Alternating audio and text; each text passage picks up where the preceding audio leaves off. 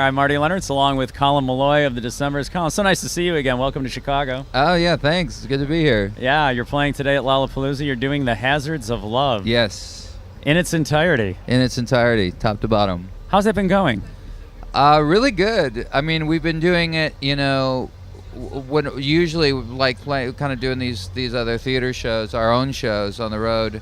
We do The Hazards of Love. We take a 20-minute break. We come back and do another hour of material. So when we're doing the festivals, the option, we had to pick one or the other, and we just decided to go for The Hazards of Love. I thought it'd be kind of an interesting experience for a festival goer. You're probably more accustomed to hearing kind of a grab bag of the peppiest songs of somebody's repertoire, or, whatever peppy means to that person.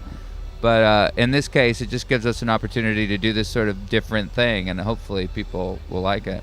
Yeah, well, The Hazards of Love is an album-length, folk opera. Yeah.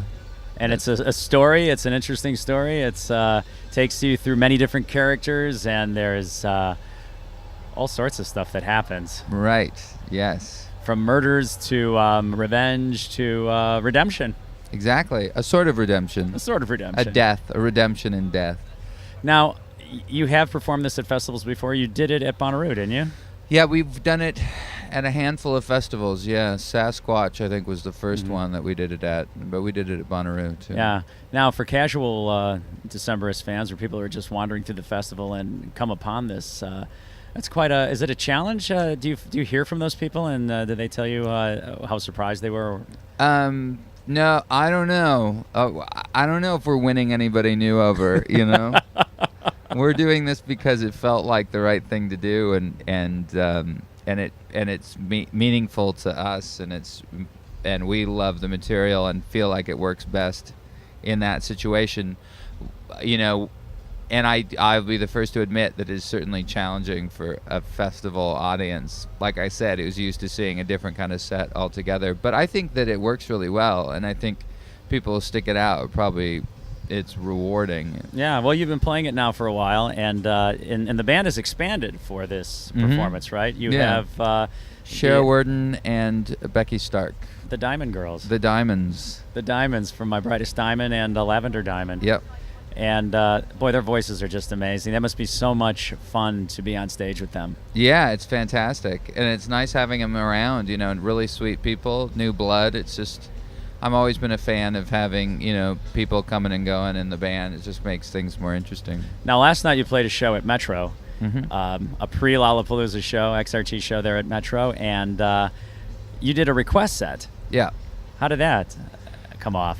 It came off really well. I mean, we put out there was a page on our website that would that had every song that we had ever recorded listed, including like Fleetwood Mac covers from 5 years ago, for some compilation somewhere. Oh, that's a great way to do it. And so we were thinking that it would be a real crazy hodgepodge, but it ended up being kind of like, the most popular songs. So kind of looked like a normal Decemberist. Every band I've talked to who've done an all-request set where fans vote, it comes out the same thing. Yeah. They did it at Pitchfork a few weeks ago. 4 bands played all-request sets.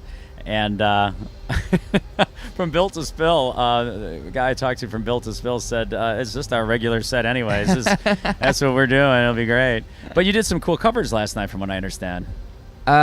We did a cover. We did "Crazy on You" by Heart with the 2 girls playing the Heart Girls. Yeah. Wow. Well, the original version is just Nancy singing, but they kind of switch it off back and forth.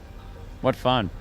Yeah. So what's in the future here for the Decemberists after you're finished with Hazards of Love and after this tour? You guys writing new material, going back in the studio, doing anything?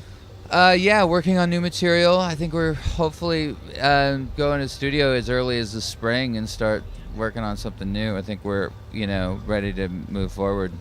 Then what will happen with The Hazards of Love? Will you ever perform that again? I doubt it. I think it requires a lot of pieces be in place for it all to come to work. Will you be able to excerpt it and play songs? I'm sure we'll play songs from it. It won't totally go into the bin, but as far as doing it in its entirety, it may never happen again. Unless someone requests it. Yeah, right. Unless it's an internet request. Well, I want to thank you for stopping by. You got a big night tonight. You're doing that, the album and the show, and should be great. And I bet you it'll stop raining by then. Hopefully so. Yeah. Okay. Thanks a lot, Colin. Yeah, thank you.